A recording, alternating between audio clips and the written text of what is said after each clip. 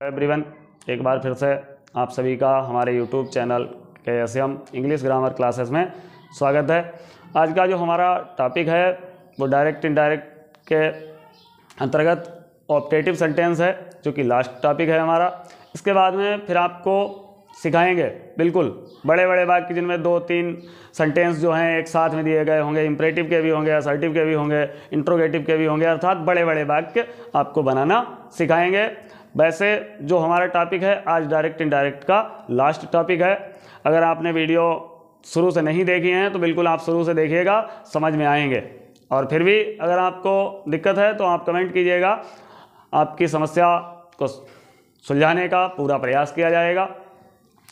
देख लीजिएगा KSM English grammar classes, माई total videos अभी तक 30 थे, एक ये आएगा तो कितने हो जाएंगे? 31 हो जाएंगे। टॉपिक जो है हमारा डायरेक्ट एंड इनडायरेक्ट नरेशन है और इसके अंतर्गत क्या है हमारा? Optative sentence.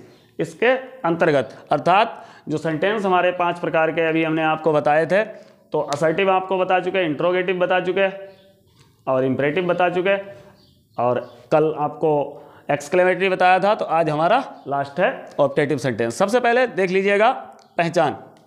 तो ऐसे वाक्यों में इच्छा, शुभकामना, आशीर्वाद या श्राप देना आदि बातें पाई जाती हैं। ऐसे वाक्य हमने आपको पहले ही बताया है, जब कभी भी आप डायरेक्ट इनडायरेक्ट बनाएं, जब कभी भी बनाएं, पेन उठाएं, तुरंत नज़र कहाँ ले जाएं? रिपोर्टेड स्पीच पर, जो कि इन्वर्टेड कामा के अंदर होती है। जरूरी नहीं कि ये बाद में हो, पहले भी हो सकती है, पहले भी हो सकती है, जरूरी नहीं है बाद में हो।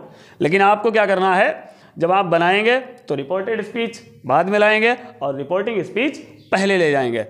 तो जैसे ही इस पे नज़र डालेंगे और आपको पता चल जाएगा कि सेंटेंस किस प्रकार का है। तो पहचान, ऐसे वाक्यों में इच्छा, शुभकामना, आशीर्वाद या श्राप देना आदि बातें पाई जाती हैं। अधिकतर इन वाक्यों में मे का प्रयोग होता है, प्रायः कह सकते हैं अक्सर होता है, किंतु कभी कभी में नहीं दिया होता है। हमने कहा ना, मे का इन वाक्यों में अधिकतर मे का प्रयोग होता है, लेकिन कभी कभी ऐसा होता है नहीं दिया गया होता है, बल्कि वाक्य के अर्थ से इच्छा, शुभकामना या श्राप का भाव प्रकट होता है। ऑप्टेटिव सेंटेंस अर्थात इच्छा सूचक वाक्य, जैसे पंडित जी जा रहे हैं तो उनसे कहा कि पंडित जी चरण स्पर्श, तो पंडित जी कह रहे हैं मौज करो, ईश्वर कल्याण करे, खूब फलो फूलो। तो इच्छा है, पंडित जी से आपने कहा, पंडित जी ने इच्छा प्रकट कर दी। अब वो तो आगे ईश्वर की मर्जी है। जैसे किसी को बहुत अधिक परेशान किया, तो आपने देखा होगा गांव में बाई चांस जैसे किसी को परेशान किया तो घर में उसके लेडीज जब आती है तो वो अपना खूंट जो होता है साड़ी का, वो दोनों हाथों से कह सकते हैं पल्लू पकड़ के और फिर सूरज भगवान की तरफ देख के कहती हैं, हे भगवान इसका सत्यानाश हो जाए। मतलब कुल मिला के उन्होंने अपनी इच्छा प्रकट कर दी। अब सत्यानाश हो या ना हो वो तो अलग की बात है। अर्थात जो ऑप्टेटिव सेंटेंस होते हैं उनका काम होता है इच्छा प्रकट करना, जो दिल की इच्छाएं होती हैं। तो वाक्य के अर्थ से इच्छा, शुभकामना या श्राप का भाव प्रकट होता है। तो जब आप यहाँ तक आते हैं तो सबसे पहले हमने पहले ही बताया है कि आपको क्या करना है, रिपोर्टेड स्पीच का सेंटेंस पहचानना है। बनाना सीखेंगे, बिल्कुल सीखेंगे, बनाना सीखेंगे, असंभव कुछ नहीं है, सब कुछ संभव है, बस जुनून पैदा करना है कि हमें सीखना ही है। तो फिर देख लीजिएगा नियम नंबर 1, रिपोर्टिंग वर्ब सेड या सेड टू के स्थान पर अर्थ के अनुसार, अर्थात इस वाले वाक्य का आपको क्या देखना है? भाव देखना है। और इस वाले वाक्य के भाव के अनुसार जो है बेस्ड शुभकामना, अगर केवल शुभकामना देनी है, जैसे पंडित जी ने से आपने पैर छूने के लिए कहा, पंडित जी ने कहा कल्याण हो, तो पंडित जी ने अपनी इच्छा व्यक्त कर दी। और उसके बाद में प्रेड, ईश्वर से प्रार्थना, अगर पंडित जी से आपने कहा कि पंडित जी चरण स्पर्श, तो पंडित जी ने कहा कि ईश्वर आपका कल्याण करे, अर्थात ईश्वर से प्रार्थना की। उसके बाद में ब्लेस्ड, आशीर्वाद, या कर्स्ड, कर्स्ड का मतलब होता है श्राप देना, आपको बता चुके ना, पल्लू पकड़ के सूरज की तरफ देख के है सूरज भगवान इसका सत्यानाश हो जाए। तो मतलब हो या ना हो वो तो अलग बात है, लेकिन कुल मिला के इच्छा प्रकट की। फिर जैसे शब्दों का प्रयोग करते हैं, इन शब्दों का प्रयोग भाव के अनुसार करते हैं। फिर आप देख लीजिएगा नंबर 2, कंजक्शन दैट का प्रयोग करते हैं। फिर सब्जेक्ट तथा में या माइट लाते हैं। उसके बाद में अलविदा के लिए रिपोर्टिंग वर्ब सेड टू को बेड में बदल देते हैं। अब बनाना सीखते हैं। तो देख लीजिएगा, he said to me comma inverted comma may you live long. आप दीर्घायु हों, तो देख लीजिएगा, सीधे आशीर्वाद मालूम पड़ रहा है, मतलब शुभकामना मालूम पड़ रही है।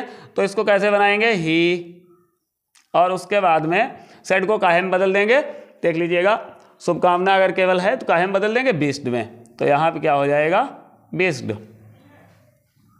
बिस्ड मी, इन्वर्टेड कामा हटेगा, कंजक्शन दैट का प्रयोग होगा।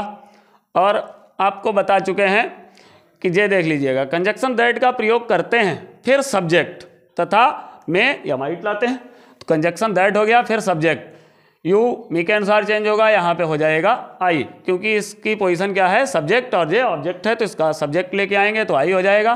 फिर मे का हो जाएगा माइट, मे का माइट हो गया। और उसके बाद में लिव लॉन्ग, और यहाँ पे हो गया आपका फुल स्टॉप, बन गया वाक्य। दूसरा वाक्य आप देखिएगा, द हर्मिट सेड, सन्यासी ने कहा, मे गॉड ब्लेस यू, ईश्वर आपको आशीर्वाद दे। तो देख लीजिएगा यहाँ पे ईश्वर, अर्थात हमने आपको बताया कि ईश्वर से प्रार्थना अगर की जा रही हो तो क्या करना है, द हर्मिट, हर्मिट, उसके बाद में यहाँ पे हो जाएगा प्रेड, PRAYED, प्रेड, उसके बाद में कंजक्शन दैट, और फिर गॉड, और यहाँ पे मे का क्या हो जाएगा, माइट, मे का माइट हो गया। फिर ब्लेस, और फिर आप देखिएगा यू को चाहे तो चेंज कर सकते हैं, बिल्कुल थर्ड पर्सन के अनुसार चेंज करेंगे। तो यहाँ पे क्या हो जाएगा, ऑब्जेक्ट में है तो क्या हो जाएगा, हिम, बन गया। दूसरा वाक्य देखिएगा, he said good bye my friend. तो आपको पहले ही बता चुके हैं, अलविदा के लिए रिपोर्टिंग वर्ब सेड टू को काहे में बदलते हैं, पैड में, चाहे सेड हो चाहे सेड टू हो। तो इसको कैसे बनाएंगे, ही, और उसके बाद में बैड, और फिर इसमें दैट नहीं लगाएंगे, माई, तो हो जाएगा हिज फ्रेंड,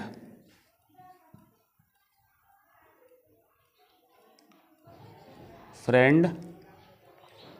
और उसके बाद में यहाँ पे अगर यस बढ़ाते हैं तो आप यहाँ पर भी यस बढ़ा दीजिएगा, अपने मित्रों से हो जाएगा।